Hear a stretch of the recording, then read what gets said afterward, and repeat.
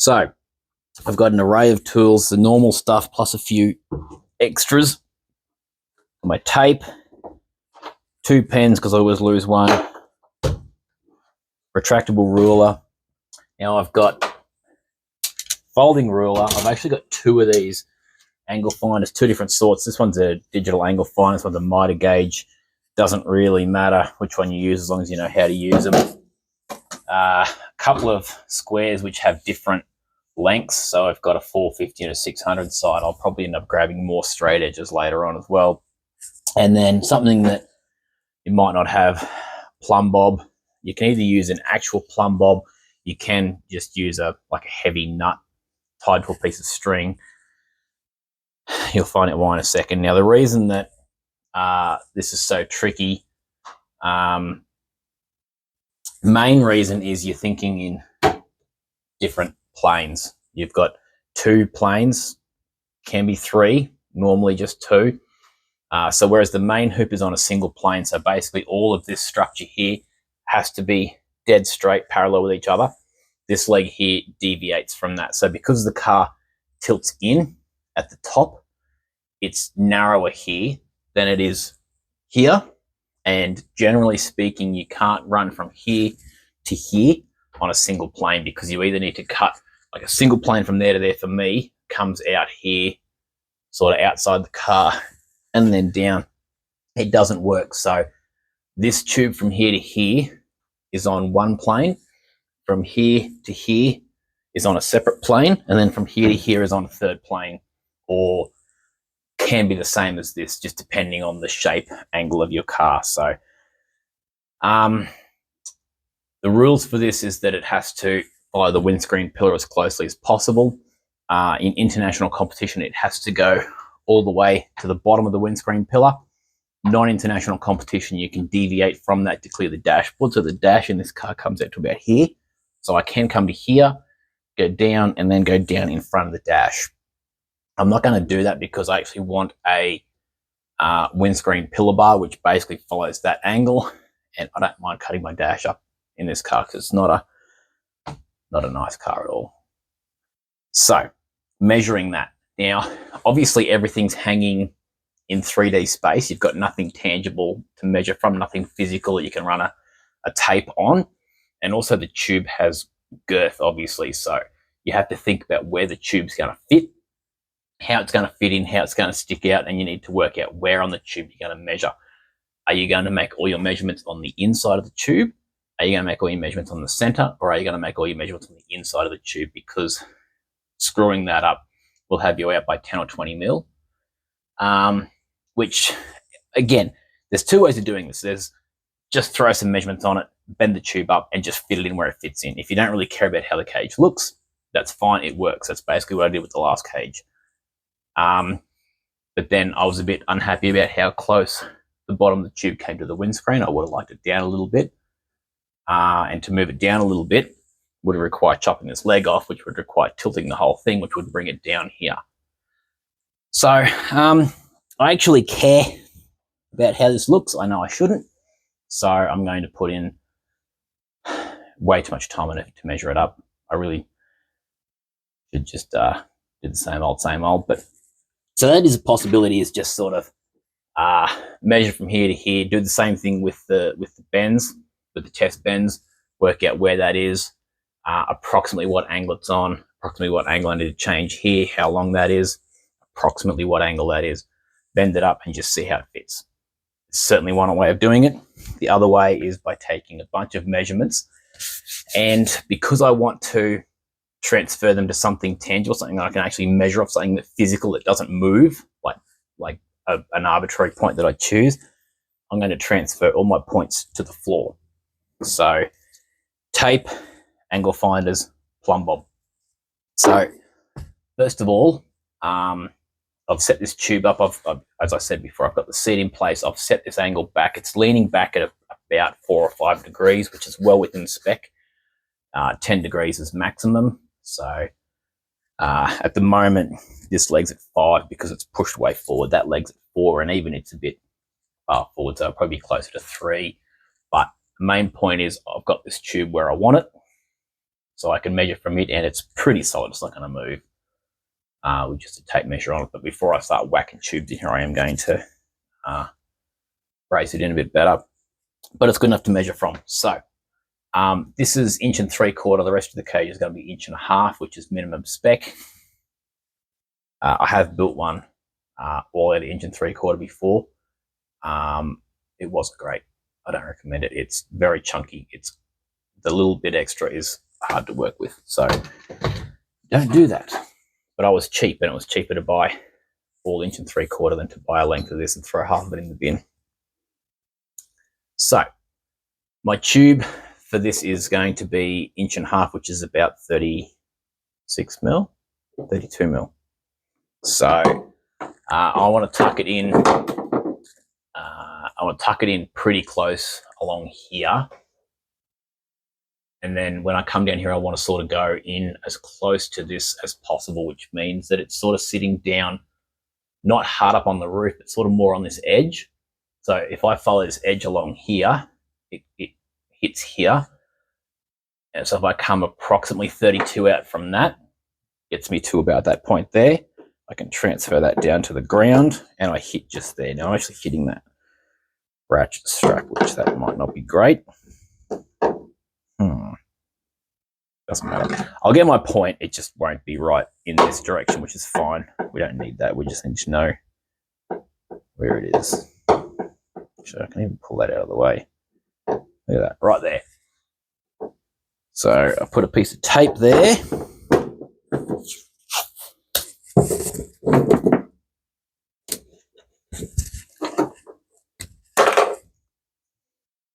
So because I've come my tube width away from the edge, I'm measuring the inside of the tube.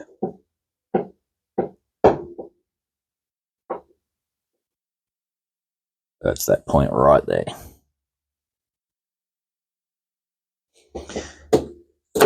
And I'll put an arrow on it to say the tube is on that side. Okay. Now I need to know where I'm going to turn.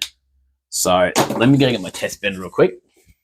Really should have WD'd these. They're a bit rusty and nasty now. So that's going to put that tube in there like that. And it's going to run along here like this. And it's going to hit there like that. So this is where my bender's going to start. So get my plumb bob and run it from the inside of that tube. Let me swap hands here. This is what I mean by this being not fun. So I want to go from there, and I want to transfer that down to the floor.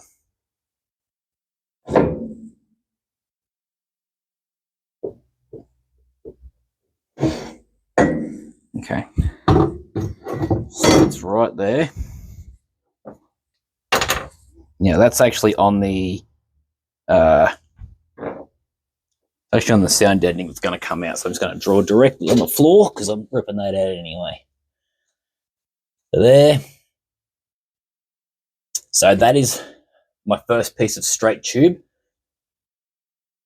And then it bends from there. And I need to know how much to bend and what angle to bend it on. So one bend is going to be straight in plane, because obviously if I bend this, it doesn't matter what angle I've got it on because this tube can rotate. It only matters when I notch it in.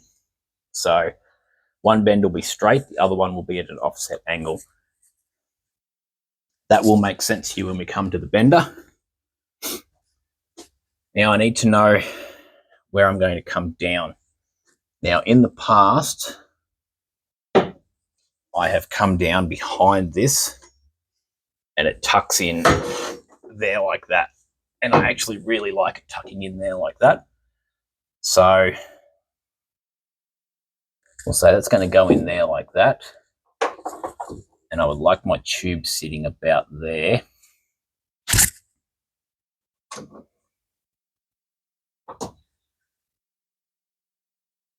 Now this leg doesn't have to be vertical. It is preferable if it's 90 degrees, but it doesn't have to be.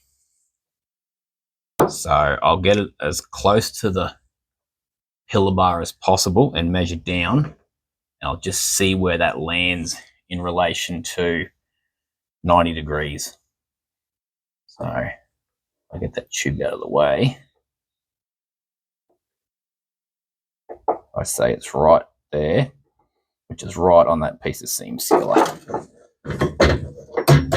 If you lay your plumb bob down really gently and don't let it roll, the point will actually remain on its point. If you've never used a plumb bob before, however, I remember exactly where it was pointing to. It's that piece of seam sealer right there. And it was on that point. Okay.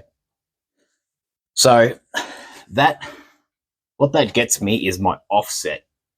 And that's basically the angle that I need to change the tube in the bender to get my angles right. Otherwise, if I get that wrong, it means that when the tube tucks into here, it'll either stick way out here or stick way in here. So I need to transfer this angle to rotational angle when it's in the bender. Again, this will make more sense when it's in the bender. It's very hard to explain, but I will do my best. There's other videos on this that I suggest you, if you don't understand this, I suggest you look at. So what I need to do is, using a combination of the devices, I need to work out what this offset angle is. So if that goes from there to there, this helps if you have a flat floor also, which I don't. So, you're an idiot. Okay. So that's the tube sitting there. And I want this one to go from there to there. So this is on the floor now, the angle that I want the tube to follow. So I want it to go along there, bend down and go along there, bend down and go straight down. Well, yeah, straight down, but on an angle. Sorry. Again, it will make sense in a minute. So we'll set this to 180 and we'll measure this here. So the offset angle is not a lot.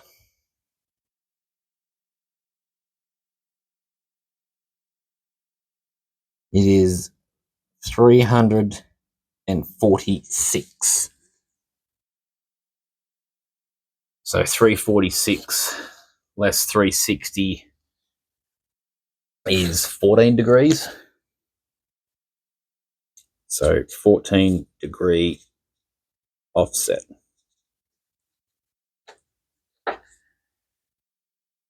Okay.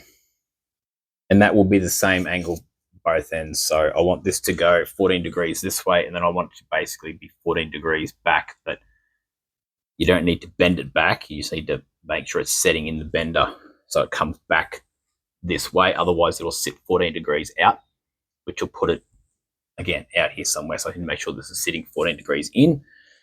So that is that. Now, it's just the same process of measuring where I want my bends to start and finish. Because I've already transferred these marks to the ground, I now need to translate those exactly how they were up in the roof again without moving. So, piece of tape.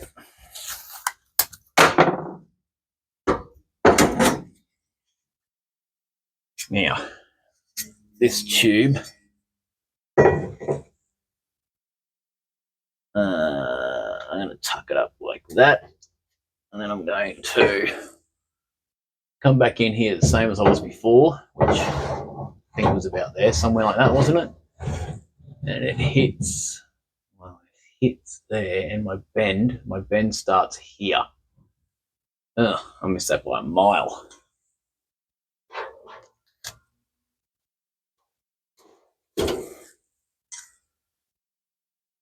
Come along here, bend starts there. And that's when my bend starts. And then to hit that point, with the tube coming up here, oh, we're not going to do it. We're not going to do it at all. Okay. Hang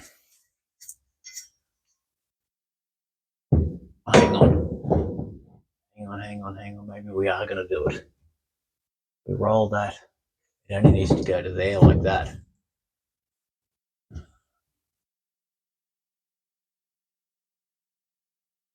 Okay, so that's right there, I think. So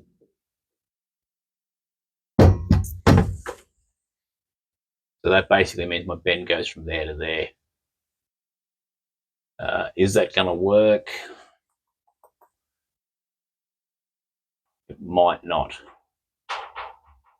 If that doesn't work, it just means I'm going to either have to drop the tube down a little bit, which is also going to push it out a little bit just by the nature of the shape of this tube. The further I come down, the further out it goes, which means it'll drop down from there to there, which isn't a huge deal.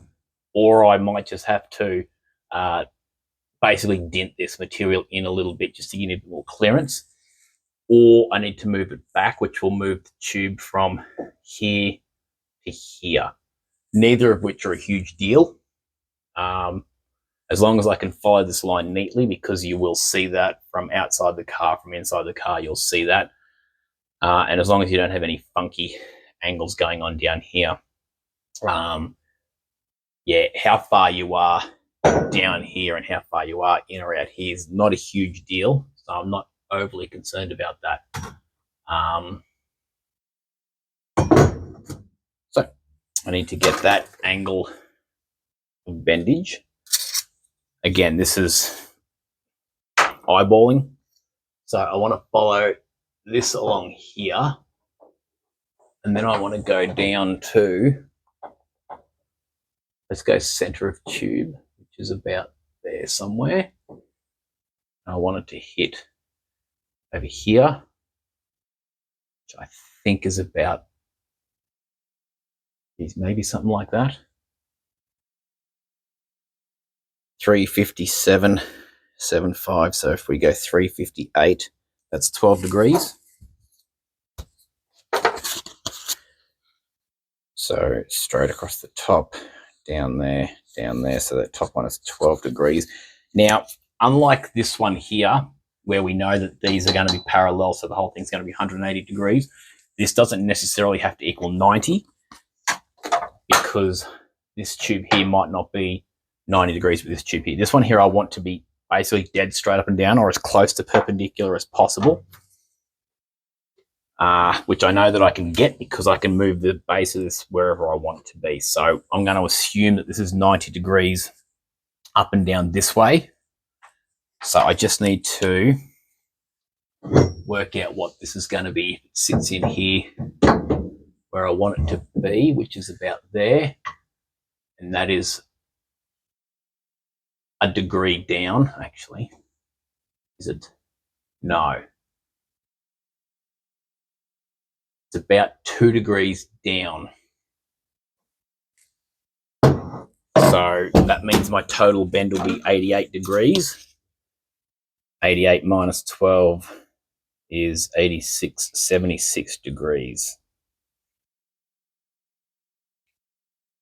76 and 12. Now, that doesn't sound right at all. So I'm going to double check all of my shenanigans later. Same thing, measure my straights.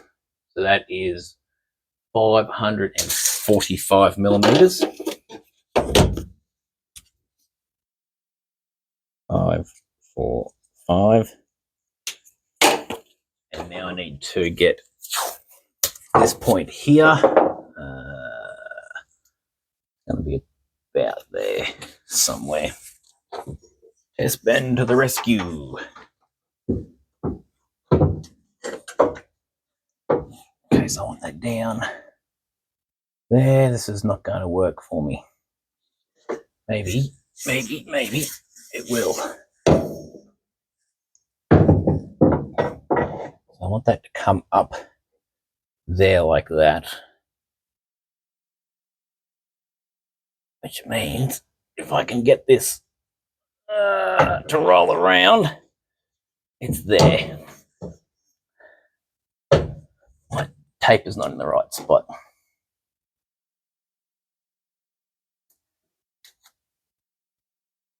So the other way to do this is extrapolation, is to get a straight edge, like so. Set your bend start where you want, and then basically touch this to the end of your tube, and that will give you where your tube's going to go. And that's the start of my bend there. Or you can do it the way that I just did, which is put the tube in where you want it to go and then roll it around until you get the start of your bend, which actually gives me about 10 mil difference, which actually makes my bend start about 10 mil earlier. So I will also double check that measurement.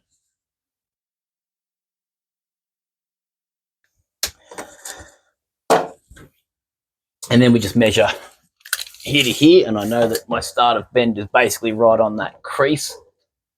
So that is 615 mil.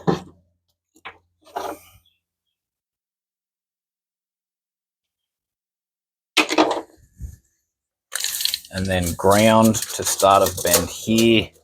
Doesn't really matter, it's going to be cut off anyway. I just need to make sure that I don't cut my tube too short.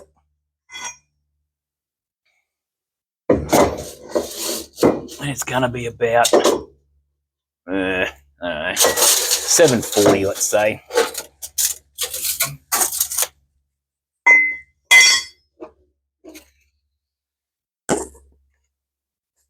$740. All right.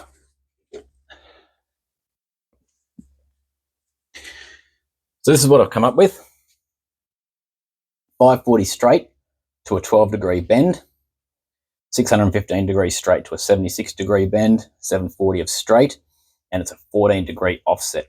So whether I bend this one or this one first, doesn't matter. If I bend this one first at 12 degrees, put this in the tube, I need this leaning over at 14 degrees to get this bend. So is it 14 degrees, or do you halve it to get 14 degrees? I'll remember when I get into the bender and we'll go through it differently, but that is the principle of measuring up. That is why it's so difficult. Now, it's especially difficult on camera. This took me 20 minutes and I'm not sure about most of those measurements. So I'm going to turn the camera off now. I'll go back through and I'll remeasure it in about 8 different ways. I'll probably end up taping actual pieces of tube to where I want them to make sure that the tube is going to fit there when I bend it. Again, like I said, not 100% necessary. You could just quickly measure it up like that and run with it.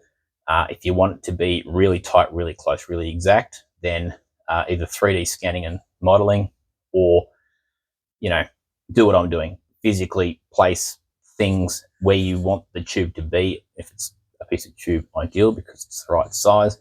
Make sure it's going to fit. If you've got old bends, etc., that you can whack in there, go for it. That will help.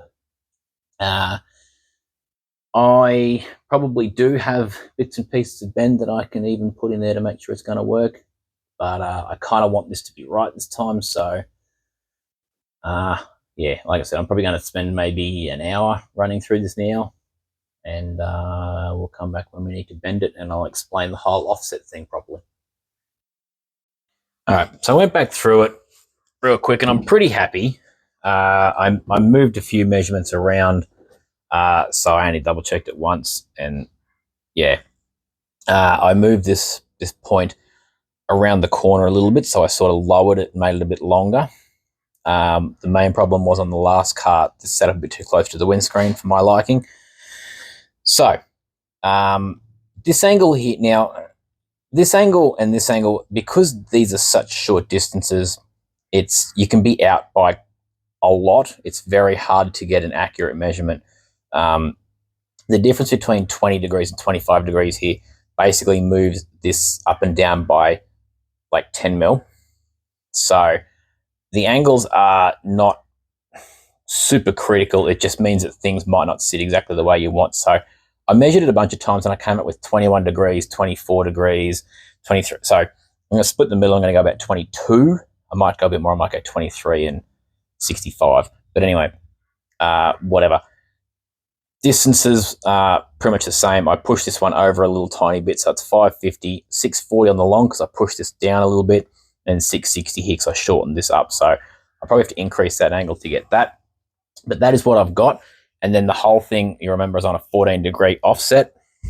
Again, we'll explain that when we get to the bender. So we'll probably bend this first. So I'll give this a little bit extra. I'll give it probably 700 to start a bend.